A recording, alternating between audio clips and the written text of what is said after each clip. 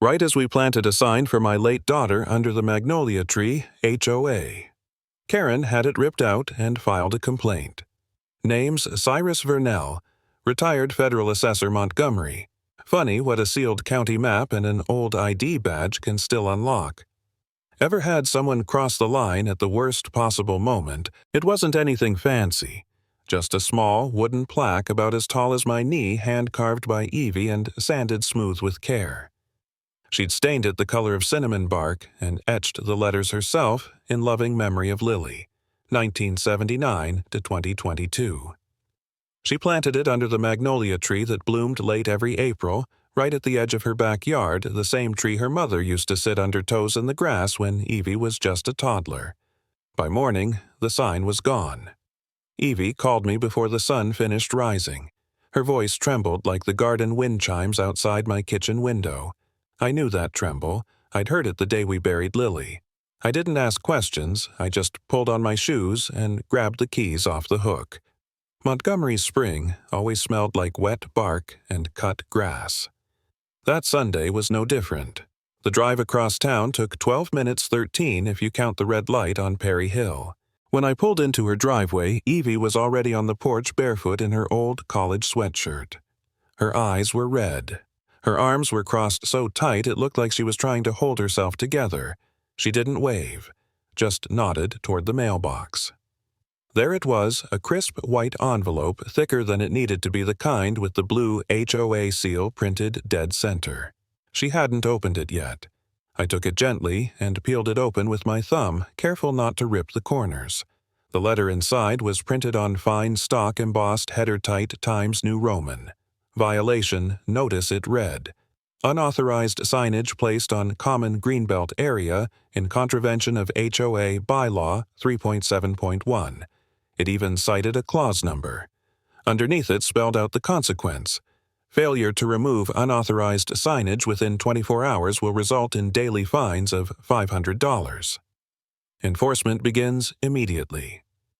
Evie's jaw tensed. She took the letter from me, read it again slower this time. Her hands began to shake, not from fear, but something deeper like betrayal. I hammered it in right by the roots, she whispered. I made sure it didn't touch the sidewalk or the fence or anything. That's our property line. Evie. I said, breathe. She didn't even look at me last Thursday, she muttered. Donnelly. At the HOA meeting. I told her what I was planning. She smiled, said it sounded tasteful. And then this I could have cursed. I could have marched to Donnelly's front porch with the letter balled up in my fist. But I didn't. That's not how the world works, not anymore. Not at our age. And, besides, I'd seen what happened to folks who shouted first and thought later. You didn't win against people like Donnelly Barks by being loud. You won by being precise. I need to show you something, I said. We drove back to my place in silence, save for the dull hum of the AC and the occasional turn signal clicking like a metronome. In the garage, I bent down to unlock the metal cabinet beneath my workbench. It hadn't been opened in years. The key stuck for a second, then gave.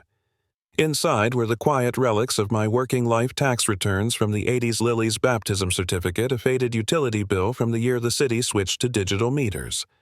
And there, folded carefully between manila folders, was what I'd come for a photocopy of the original property map from 1982. I held it out. This, I said, tapping the edge, shows the greenbelt wasn't always part of the HOA. This line here, that's the easement boundary. It was redrawn in 1995, but the new map was never filed with the county. I checked. Evie blinked as if the edges of the world had shifted. You kept this, I keep everything I said. Even things I pray I'll never need. She took the paper, gently smoothing it over the workbench. The ink had faded in places, but the shape was clear. The magnolia tree sat comfortably within the boundary of what was once Lot 17, our lot before the HOA streamlined the plats. Why would they? She started. To make it cleaner, easier to maintain, maybe. Or maybe because no one pushed back. We stood in silence. The garage smelled like turpentine and old motor oil. Outside, birds hopped across the concrete. They think I'll fold, Evie said. They're counting on it. She looked at me. Her eyes were dry now, focused. Then let's count wrong. Let me handle this, Evie said louder than she needed to. Her cheeks flushed, shoulders high. She looked like Lily in the courtroom that day in '08, fire in her bones, convinced that justice bent to conviction. I didn't answer right away. I just turned the folded map around and laid it flat on the varnished shed table, smoothing its creases with the back of my hand. Evie, I said finally, volume doesn't move boundaries. Paper does. The backyard shed still smelled faintly of the marine varnish I'd used last October. It clung to the air like a warning sharp persistent. Outside, the wind dragged dry leaves across the cement walk in little hissing spirals. She stared at the photocopy of the 1982 map. Her finger traced the lot lines as if searching for a crack in its logic. I watched her eyes narrow. This shows we own to the fence. I nodded. Back then, the HOA didn't exist. The Greenbelt was a drainage buffer city maintained. In '95, the HOA Incorporated redrew the plat, submitted their own boundary, but they never voided the old county survey. Evie pulled out her phone and opened the Parcel Viewer app from the city planning site. I watched her thumb hover, then pinch the screen to zoom in. She slid back and forth between layers 2023 versus 1982. Here, she said, they pulled the boundary 12 feet inward. That's where I planted the sign. Exactly, I replied. They built a greenbelt out of your mother's roots. She didn't smile. I didn't expect her to. I pulled out the iPad I'd been using for taxes.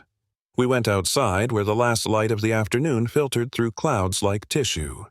She took pictures from multiple angles, corner of the fence base of the magnolia, the stone pavers her mother laid in 1990, still slightly uneven on the west side. We matched GPS coordinates on the tablet. The property pin landed precisely where I said it would.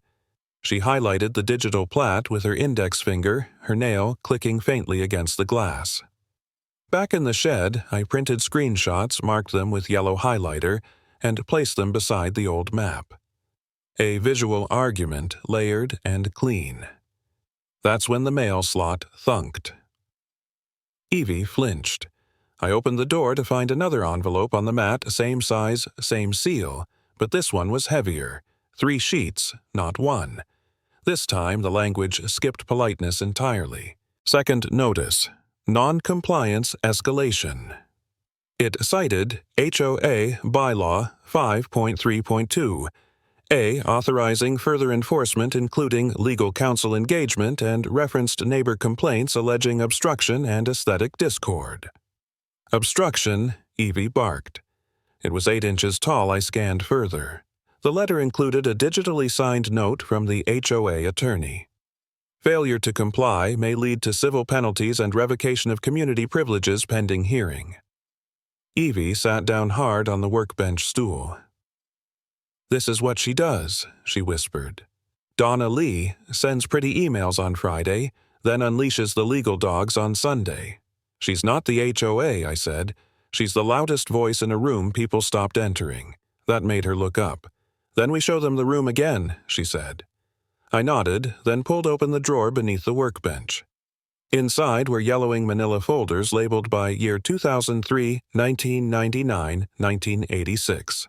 I pulled out a half-inch binder marked Parcel Correspondence and found the envelope I needed. Inside, a letter from the county assessor confirming the original plat lines dated March 1983. Not a photocopy. The real thing typed on county letterhead with an ink signature. Add this to the pile. Evie carefully laid it next to the printed screenshots and map. She looked at the growing stack like a general surveying armament. Then she paused. Wait a minute, she said. She picked up the new HOA map we'd printed from their site and held it against the original. Her brow furrowed. She held them up to the shed's dusty window. They misaligned the rear easement by 12 feet. Look, this fence line doesn't match. I leaned closer. She was right. The newer version, probably built off GIS software or bulk parceling, cut the corner short as if it had rounded instead of traced. They redrew it wrong, I murmured. Or conveniently. The implication hung in the varnished air. Before we could follow that thread, a sharp knock came from the front of the house. We looked at each other. Evie went still. "I'll get it," I said. I walked out, wiping my hands on the back of my jeans. The sun had all but disappeared, leaving a pewter wash over the lawn. At the porch stood a young man in a Montgomery PD uniform, badge number visible, hands calm at his sides. "Mr. Vernell." "Yes," he offered a polite nod. "Mind if I ask you a few questions about a property complaint that came through today?" The officer didn't come in aggressive, but the clipboard in his hand spoke louder than his voice. He had a kind face, young, clean-shaven, polite to a fault. The kind of officer who still knocked instead of banging, still said "sir," even when he held authority in his palm. His uniform read Kelly, and the silver badge caught the last amber streaks of sunset as he shifted his weight. "Mr. Vernell?" he asked again as I opened the screen door. I nodded, stepping out onto the porch. "Evening, officer." "Evening, sir. I won't take much of your time, just following up on a report from the Forest Hollow Homeowners Association. Something about a signage issue and boundary confusion. They filed it as a civil concern, no criminal charges at this time." I noticed how carefully he said "at this time." It wasn't a threat, just a statement. But it left room. Evie appeared behind me, arms crossed, expression unreadable. I caught her eye just briefly and gave the smallest shake of my head. "Let me. I've got documents I said to Kelly already," reaching into the folder I'd prepped that afternoon. He stepped back as I handed over a plastic sleeve with 3 printed items: the 1982 county survey, the digital parcel viewer screenshots with coordinates, and the HOA's recent violation letter, yellow, highlighted, printed clean. Officer Kelly took his time reading. His eyes moved with that practiced rhythm, trained but not hurried. He didn't say much, just nodded at intervals, occasionally pursing his lips. The magnolia behind us rustled as the wind picked up. After a minute he asked, "Do you have digital backups of these?" "Yes," I said. "And notarized copies of the 1983 assessor letter?" "I can provide them if needed." He scribbled something on his clipboard, nodding again. "Okay. I'll pass this along. The HOA mentioned some prior issues with your family's compliance, but—" He hesitated. "This doesn't look malicious, more like a difference in documentation. That word again, compliance, bureaucratic velvet. It wrapped itself around everything these days." Evie stepped forward, then her tone clipped but calm. "Officer, is this going to be on any kind of record?" "Not unless it escalates," he replied. "Right now, it's just a visit. Technically, they filed it as an informational complaint, but it does get logged." I thanked him for his time.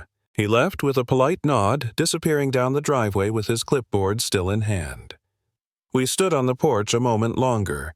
The wind had grown teeth. I felt it in my knees, tight and old. Inside, I poured Evie a glass of water and sat beside her at the kitchen table. "They're trying to outpaper us," she said. I nodded. "But they're forgetting I was filing forms when Donna Lee was still scribbling on juice boxes." We shared a weak chuckle. Then the doorbell rang. Not a knock this time, just the dull chime we hadn't heard since Christmas deliveries. On the porch was a folded piece of paper, no envelope, a church flyer. At first glance, it was nothing. Generic colors, a Bible verse, and a schedule of the upcoming stewardship campaign at Mount Olive Church. Evie rolled her eyes, about to toss it into the recycling bin, until I reached out and stopped her hand. I stared at the name listed under Finance Committee Chair Halston Barks. My stomach dropped. Donna Lee's cousin. The same one who sued my brother over a vendor contract back in 2009. He'd lost the case, but not before dragging our family name through courtrooms and supper tables alike. Evie froze. "Is that—" I nodded slowly. He moved back 2 years ago. I heard he was on the church board, but I didn't know he was chairing anything. She grabbed the flyer, scanning it again. "This isn't random." "No, she's turning the church against you," she said. It wasn't a question. I didn't respond. There was no need. The silence confirmed it. In Montgomery, reputations are slow to heal and quick to bruise. I'd served on that church's building committee when Lily was still learning piano in the second pew. When she got married, it was in that sanctuary. And now here was a flyer, smiling faces, and glossy ink sitting on my porch like a veiled reminder. "They're playing ugly," Evie muttered. "They're playing wide," I corrected. We didn't sleep much that night. Evie sat with her laptop, organizing the photos and cross-referencing plat layers. I dug through my old USB drives, looking for the scanned correspondence from the county. It was just past 11:30 when my phone buzzed. A text. No name, just a number from Dothan, Alabama. He still has the original. That was it. Evie leaned over my shoulder. "Who's that from?" I stared at the message, then smiled for the first time in days. "Aldon Pryor," I said. "He hasn't changed numbers since 2005. She blinked. "The city planner?" I nodded. "He's our mentor now," I said. Aldon hadn't changed much. Same battered brown briefcase, same peppermint breath, same wool cardigan with one button missing near the stomach, and the same reluctance to say "I told you so" even when he clearly could have. "I only bring out the sealed documents when I smell scorched earth," he said, pulling the chair back from our kitchen table. "And your HOA smells like it's on fire." It was mid-morning, the drizzle tapping lightly against the back window. The smell of wet earth mingled with percolating coffee. My knees ached with the chill, but my spine had straightened the moment he walked in. Evie sat across from him, her jaw tight, but eyes wide, watching every move. Alden unlatched the metal clasp on his briefcase, the kind older than most laptops. He reached in slowly like a magician mid-performance and withdrew a rolled tube of thick paper wrapped in a clear plastic sleeve, its edges slightly yellowed. A red county seal sat at the top corner, stamped and embossed. Underneath the words, "Certified Parcel Map, Montgomery County, 1982. He placed it gently on the table. Evie leaned in. "Go ahead," he said. "Open it." She unrolled it like it was a relic, flattening it with her palms. Laminated edges kept the corners from curling. "This is the original?" she asked. "Yup," Aldon replied. "Stamped, signed, and filed March 4th, 1982. Recorded by hand in Ledger 118. I raised an eyebrow. Ledger. Not digital pre-computer, my friend. Back when county clerks still used inkwells. He handed me a folded sheet, handwritten notes on legal pad paper. His pen strokes neat and precise. In 2001, he said, tapping the note, the Forest Hollow HOA submitted a redrawn plat for incorporation under their articles. The problem was they never ratified the change through the proper municipal board. Evie looked up. "Wait. You mean the new map wasn't legal?" Aldon nodded slowly, not fully. They filed it with the HOA registrar, but not with the city zoning office. It was enough to fool title companies barely, but not enough to hold up under scrutiny. I sat back in my chair, exhaling through my nose. "So, what you're saying," I murmured, "is that everything Donnelly's enforcing, it's built on sand." Alden reached into his case again and pulled out a smaller envelope. Inside was a notarized letter from 2003. It was addressed to Lily. She challenged it once. He said softly, "You remember I did." She'd mentioned a fight with the HOA back then, something about the community garden's irrigation rights. I'd assumed she'd let it go. She didn't have the support, Alden said, reading my face. They painted her as aggressive. Loud. "You know the playbook." Evie traced a finger down the county seal again. "So, this isn't just a sign anymore. It's her name." Alden nodded. "And it matters."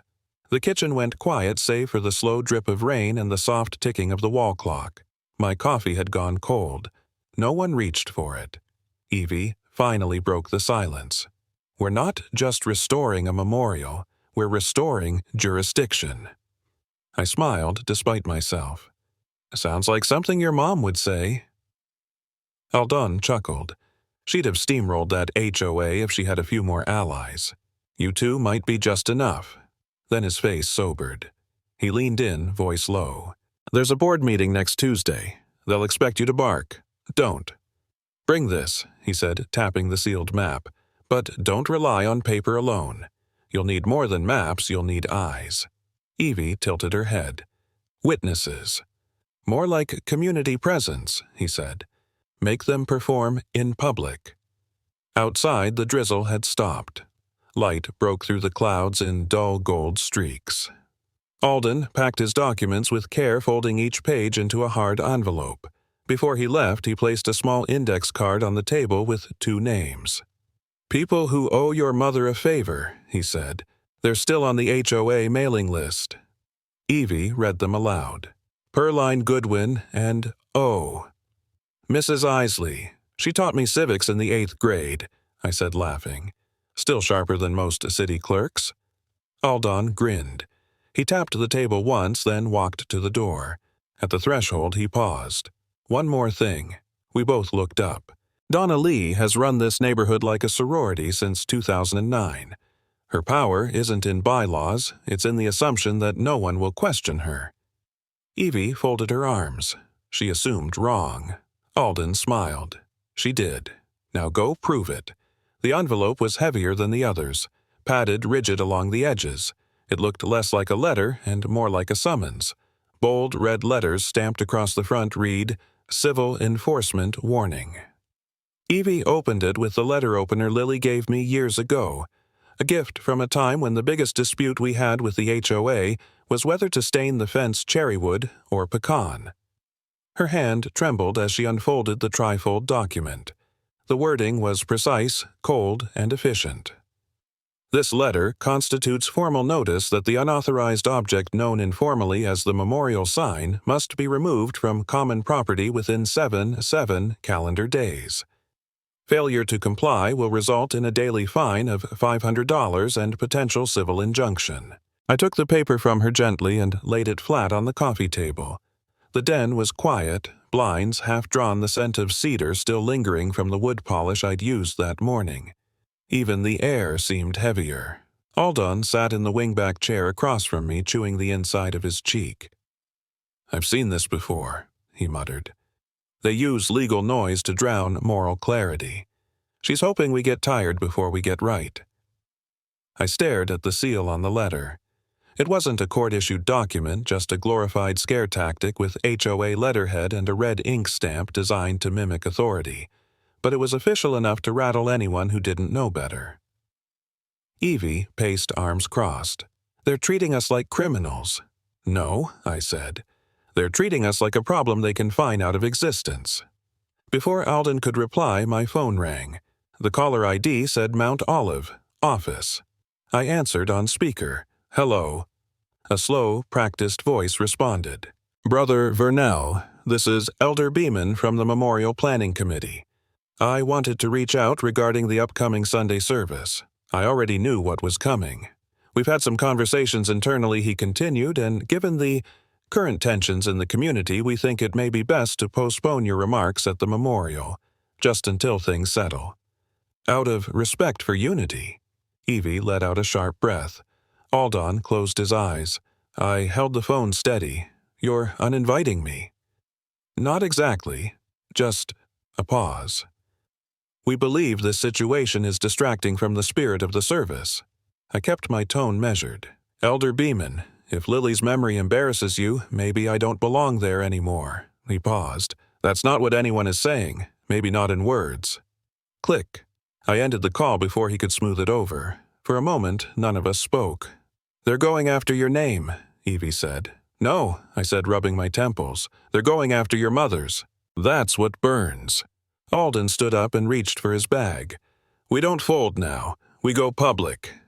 He laid out the plan, methodically, documents in triplicate, a binder for the maps, as a printout of HOA bylaws dated 2001, and 2 notarized letters.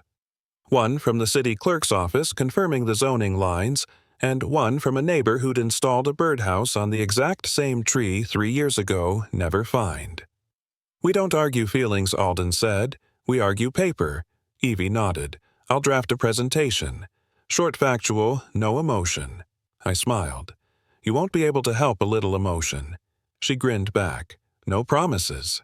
The den phone rang again, this time the landline. Nobody called that unless it was serious. Evie answered. "Hello," a pause.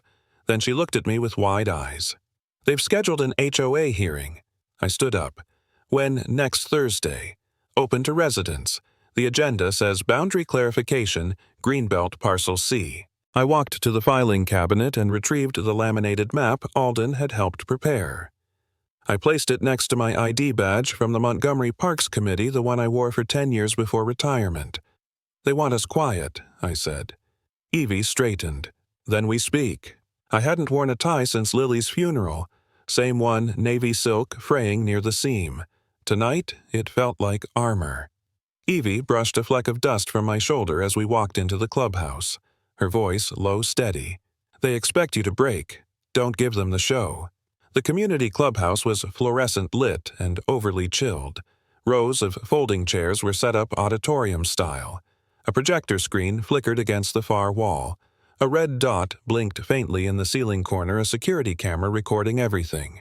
The residents had gathered in quiet clusters. Some I recognized, some I didn't. A few avoided eye contact. Others nodded politely. I spotted Donna Lee behind the table at the front, dressed in her signature periwinkle blouse, lips pressed tight as a drawstring pouch. Beside her sat the board secretary, 3 other committee members, and, to my surprise, Alden already in place, briefcase open. The meeting began without preamble. The secretary cleared her throat and announced, "Next on the agenda, Parcel Clarification, Greenbelt, Parcel C." I stood. My knees didn't shake. "I'm Cyrus Vernell. I began resident of Lot 18 since 1981. Former Federal Land Use Liaison for Montgomery Parks. Tonight, I'd like to clarify some truths that have been obscured."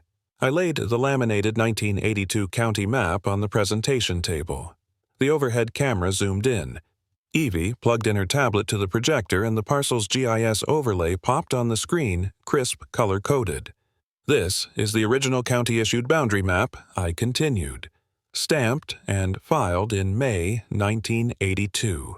This copy," I pointed, "was sealed by the county clerk and notarized again in 2005 during the zoning update for stormwater easements." Donna Lee tried to speak. "This isn't—" The board secretary raised her hand. "Ms. Barks, please allow Mr. Vernell to finish." A soft murmur rippled across the room. I clicked the next slide photos taken 2 weeks ago. The magnolia tree, the sign's location angle-marked overlays from the city's public parcel viewer. Each photo matched perfectly with the 1982 boundaries. Then I placed my federal ID on the table. This badge gave me access to city property archives for over 2 decades. Every file I've shown you is verifiable. Alden stood next. He opened a worn manila folder and read aloud, HOA Bylaw, Section 3.4, Boundary Clarification. Any changes to property lines must be ratified by a 2/3 resident vote and recorded with county records. There is no record of such ratification for Parcel C. He paused. Failure to disclose this lapse during enforcement constitutes administrative overreach. Donna Lee looked around as if expecting backup, but no one spoke. Her fingers clenched the edge of her folder. The secretary adjusted her glasses. "Ms. Barks, would you like to respond?" Her voice rose. "These maps are outdated. The board has used the updated overlay since 2012. Alden raised a hand. "And when were those updates approved? Who signed the county recordation silence?" Then, from the third row, a voice spoke up. Raspy, familiar. "Cyrus and his wife were here before the HOA even existed," said Mr. Raleigh, a Vietnam vet who hadn't spoken at any meeting in over a decade. "I remember when Lily planted that magnolia." Donna Lee looked stunned. "I've seen that sign," he continued. "Didn't bother me one bit." One by one, other murmurs joined. He always kept the greenbelt trimmed better than the landscapers. "My grandkids play under that tree." Evie turned to me, eyes glinting. Donna Lee stood up abruptly. "This is turning into a circus." She gathered her papers and slammed her folder shut. "This meeting is being hijacked by sentiment." "No," the secretary said softly. "It's being grounded by facts." Donna Lee stormed out. The door thudded shut behind her. The blinking red camera kept recording. Alden came by just after sunset. He didn't knock. Just eased into the porch chair beside me, handed me a bottle of ginger soda, and exhaled like he'd been holding his breath since spring. They blinked, he said. I smiled. They blinked. He tapped the arm of the chair twice. "You're gonna join that parcel board, I said, but only if the meetings come with ginger soda." That night, I sat out until the crickets got loud enough to drown my thoughts. There was no music, no grand apology in the mail, no dramatic showdown. Just steady restoration, one hydrangea at a time. On Sunday morning, Evie held the first kids' gardening session in Lily's plot. 3 neighborhood children came, 2 boys, 1 girl.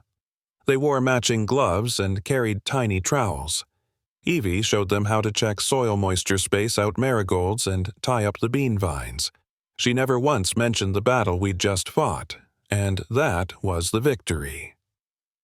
I stayed back, watching from the shade until I felt a presence beside me. A man in his 30s, polite but unsure, shifting his weight.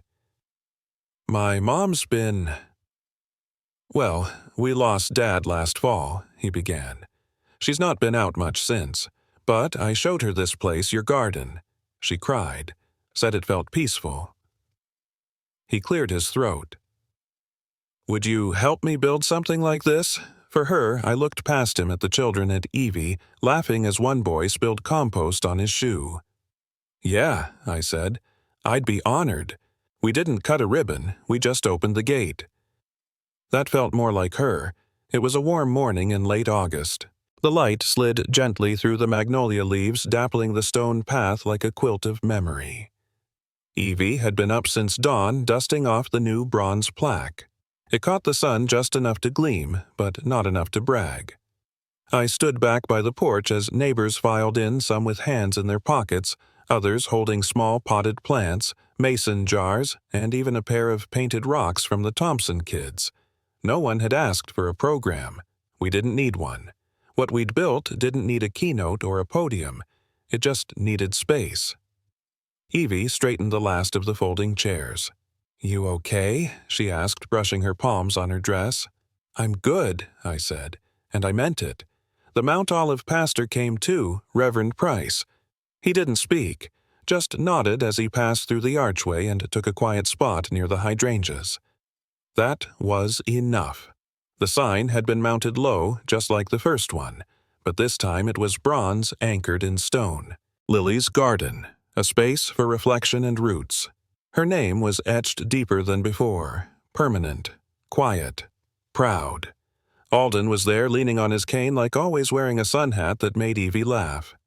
"You look like a retired safari guide," she teased. "I retired from guiding people through HOA brush fires," he said, smiling. As people found seats or spots to stand, I stepped forward not to speak long, just long enough. This land once belonged to no one. I began. Then it belonged to a form, a clause, a vote. But now it belongs to memory, and memory, when tended, grows. I didn't plan to say more. That was enough. I folded the paper and slid it into my jacket pocket. Later that day, I noticed the new HOA map framed and pinned to the community board near the clubhouse. There, in the lower right quadrant next to Parcel 6B and the irrigation path, was a green oval labeled Lily's Garden Community Green Space. No footnote, no dispute, just there. Evie had helped draft the updated signage guidelines. They were shorter than the old ones. Clearer, too. Residents could now apply for memorial or symbolic signage in designated areas reviewed quarterly by a rotating board. She'd made sure of it. "Do you think she'd be proud?" Evie asked me that evening, her hand tracing the edge of the plaque. I looked at her. Not the sign, not the flowers, not even the crowd still lingering with lemonade cups and curious glances. Just her. Not just of the garden, I said, of us. For not walking away. As the sun dipped behind the oak trees, a young girl wandered in from the sidewalk. Maybe 7, maybe 8. She clutched a single white lily, a little bruised at the stem. She didn't say a word. Just walked to the edge of the mulch, knelt, and pressed the flower into the soil beside the roses.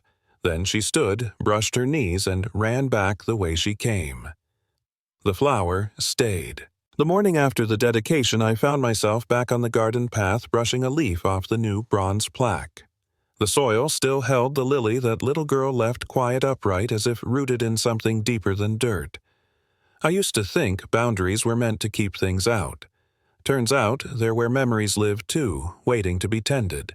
What we lost became what we shared, and sometimes justice doesn't roar, it simply blooms.